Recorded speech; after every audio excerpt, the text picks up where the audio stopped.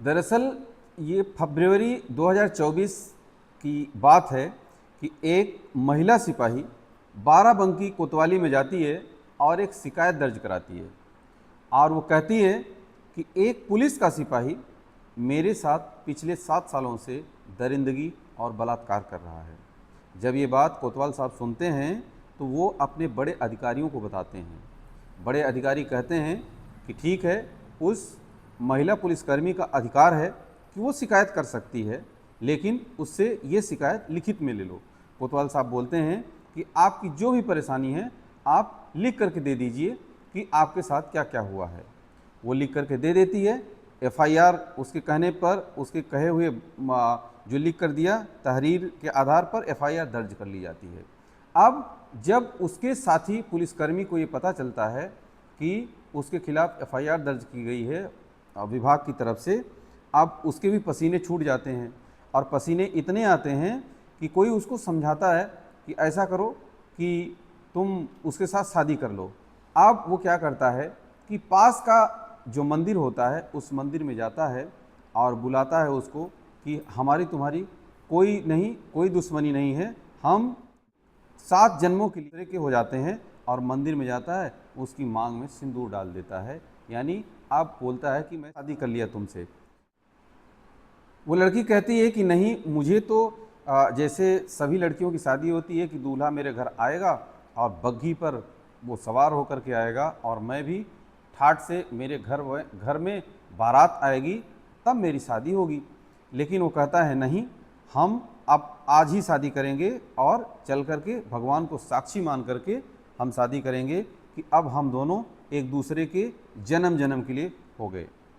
अब इतना होता है, उसके बाद एक कत्ल हो जाता है और उस कत्ल की गूंज ऐसे फैलती है कि न सिर्फ उत्तर प्रदेश में बाराबंकी में, बल्कि इस कत्ल की गूंज पूरे देश भर में फैल जाती है और लोग जानने के लिए मजबूर हो जाते हैं कि आखिर क्या था, ऐसी क्या बात थी कि एक इस कत्ल के पीछे किसका हाथ था। हिंद, आदाब, नमस्कार, सत श्री अकाल। मेरा नाम महेंद्र द्विवेदी।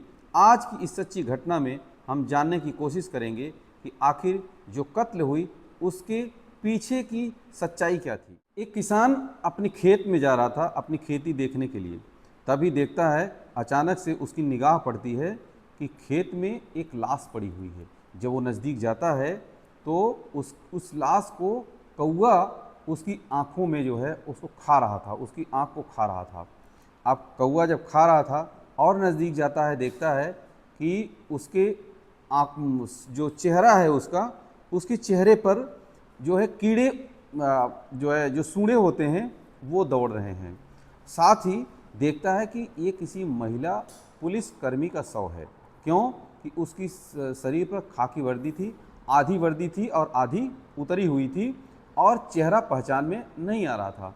तभी वो किसान जो है पुलिस को खबर देता है। जब पुलिस को खबर देता है तो पुलिस आती है। वहाँ जो है पुलिस थाना मिसौली पड़ता है। पुलिस थाना मिसौली के एसएचओ सुधीर कुमार पहुँचते हैं और सुधीर कुमार जब पहुँचते हैं तो अपने लाव लश्कर तमाम पुलिस वालों को लेकर के साथ पहुँचते हैं। साथ में वहीं खड़े खड़े सबको फ़ोन लगाते हैं। ये जो डीएसपी हैं, एसपी हैं, एसएसपी हैं, डीआईजी हैं, आईजी, सब भागे भागे वहाँ पहुँच जाते हैं। और दरअसल देखा ये जा रहा था कि क्या पता पुलिसकर्मी की वर्दी किसी दूसरी महिला को पहना करके क्या उसका कत्ल कर दिया गया हो, कहीं इस प्रकार का तो नहीं है। और जब नज़दीक जाया जाता है उसके, देखा जाता है कि उसकी जो नेम प्लेट उसकी छाती पर लगी हुई थी उसमें लिखा हुआ था कमलेश पाल। कमलेश पाल जब देखा गया कि कमलेश पाल, तो कमलेश पाल के बारे में जब उसका डिटेल्ड जब पूछा गया, देखा गया, तो वो 2017 बैच की महिला पुलिसकर्मी के रूप में उसकी बाराबंकी के सुबेहा थाने में इसकी तैनाती होती है और 27 जुलाई 2025 को वो लापता हो जाती है और उसकी ड्यूटी होती है थाना रामनगर में लगी थी। वहाँ पर लोधेश्वर महादेव मंदिर के गर्भगृह में उसकी ड्यूटी लगी थी, वहाँ नहीं पहुँचती। 29 जुलाई को उसकी ड्यूटी लगी थी मजीठा मेला में, वो वहाँ भी नहीं पहुँचती है। और तब हद तो तब हो जाती है कि जब कि इतनी ड्यूटी में ऑब्सेंट होने के बावजूद भी पुलिस वाले उसकी खोज खबर नहीं करते हैं और न तो उसके घर वालों को पता होता है कि मेरी बेटी कहाँ गई है। जब कमलेश पाल का पूरा एड्रेस खोजा जाता है तो पता चलता है कि सुल्तानपुर का एक थाना जयसिंहपुर गांव भभोट की अनारा देवी के पास पुलिस पहुंचती है और पूछती है कि क्या आप कमलेश पाल को जानती हैं। वो कहती हैं कि हाँ, मेरे तीसरे नंबर की बेटी है। दरअसल उनकी 4 बेटियां होती हैं, तो 2 बड़ी उनकी शादी हो जाती है, तीसरी ये पुलिस में हो जाती है और चौथी उससे छोटी होती है जो कि घर में रहकर माँ के साथ पढ़ाई करती है।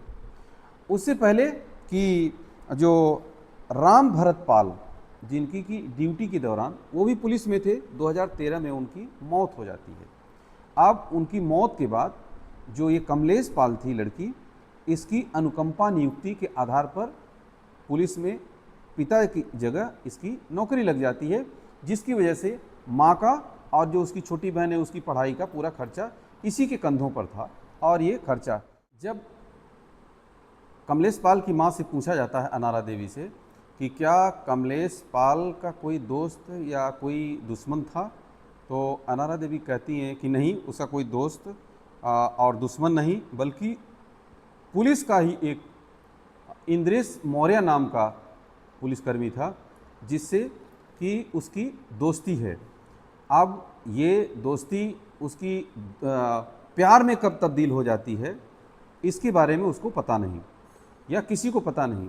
हालांकि उसकी माँ कह रही थी कि हमने कई बार घर वालों ने या जिसने भी उसके चाहने वाले या उसके रिश्तेदार उन्होंने मना किया, लेकिन वो मानी नहीं। उसने कहा कि हमें इंद्रेश मौर्य से ही शादी करनी है और हम आपस में पक्के दोस्त हैं।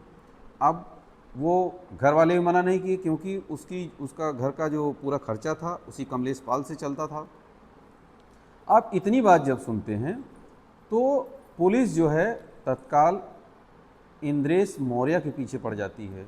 अब पता चलता है कि इंद्रेश मौर्य, अब जब इंद्रेश मौर्य के पीछे पुलिस पड़ती है तो पता चलता है कि वो 6 दिन की छुट्टी लिया हुआ है और 6 दिन की छुट्टी लेकर के वो उसी समय चल रहा था उत्तर प्रदेश में ARO का एग्ज़ाम, RO और ARO का एग्ज़ाम देने के लिए गया है। लेकिन जब पुलिस पता करती है तो वो RO और ARO का एग्ज़ाम नहीं दे रहा था। ये दोनों जो है मसौली थाना क्षेत्र है, वहाँ का जो एक गांव है दिंदोरा गांव के पास जो इंद्रेश मौर्य है वो अपनी वैगनार लेकर आता है और ये यहाँ से किसी गाड़ी से जा रही थी और उतर गई। दोनों आपस में वहाँ काफ़ी देर तक खड़े होकर के बात करते हैं और बात ये करते हैं कि आखिर मुझे तो ये था कि हम दोनों एक साथ मिल करके रहेंगे, दोनों एक साथ शादी करके रहेंगे। दरअसल पता चलता है जो कमलेश पाल थी इसको पता चला कि वो किसी और लड़की से शादी करने जा रहा है। अब जब इस बात का पता चलता है तो वो परेशान हो जाती है तो वो जो है इसको बोलती है, इससे शिकायत करती है कि भाई अभी तक जो तुम मेरे साथ दरिंदगी किए हो, जो हमारे साथ बलात्कार किए हो 7 साल से, तब क्यों नहीं बताए? ये बात मुझे पहले बता देते तो हम दोनों की दोस्ती ना होती। तुमको जहाँ शादी करना होता तुम करते, मुझे जहाँ शादी करना होता हम करते।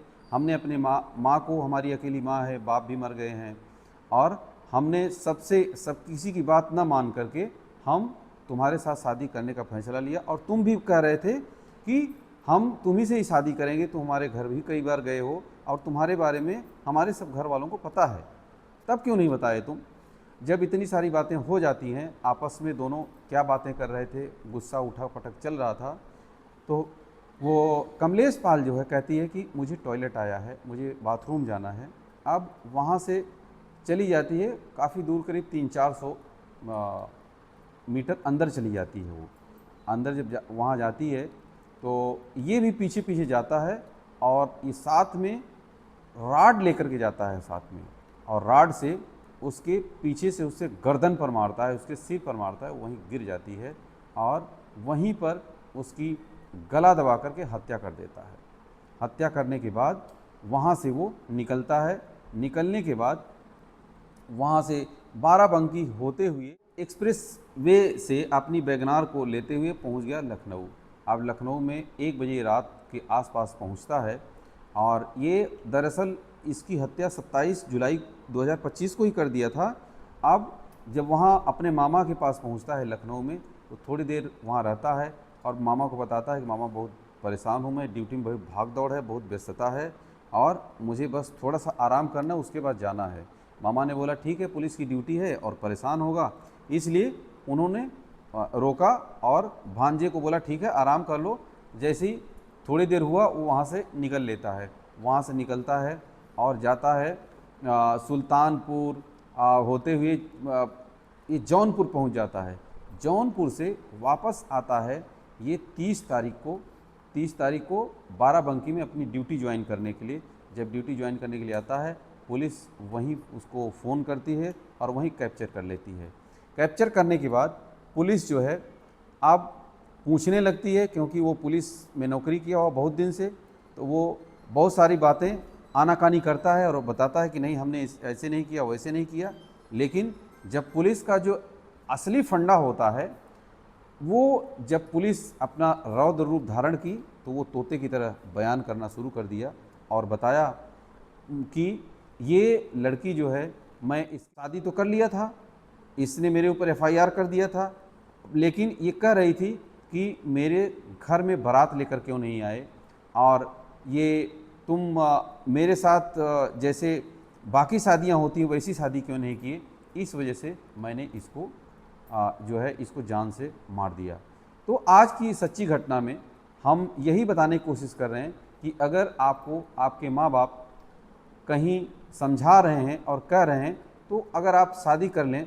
हम देख रहे हैं कि पिछले दिनों आप लोगों ने देखा होगा कि जितनी हमने ये क्राइम स्टोरी हमने आप सभी को सुनाया है, उन सब में यही आया है कि हमने अपने माँ बाप की बात नहीं मानी, माँ बाप की बात से बाहर जाकर के शादी किया, इस वजह से ऐसा हो गया। इसलिए आप सभी को सलाह है कि आप अपने घर परिवार और माँ बाप से बात करके शादी करें, ताकि इस प्रकार की घटनाओं का सामना ना करना पड़े। आज की इस सच्ची घटना को सुनाने का मतलब यही है, किसी को तकलीफ़ या दुख पहुंचाना नहीं है, किसी को परेशान करना नहीं है, बल्कि समाज को जागरूक करना है कि जिस प्रकार से समाज में इस प्रकार की घटनाएं बढ़ रही हैं, लगाम लगाया जाए, उनको कम किया जाए। आप सभी का बहुत बहुत धन्यवाद। अगर किसी का बर्थडे या जन्मदिन होता है तो आप सभी कमेंट सेक्शन में अपनी राय ज़रूर दीजिएगा, हम चैनल के माध्यम से आपका नाम ज़रूर लेंगे। जय हिंद।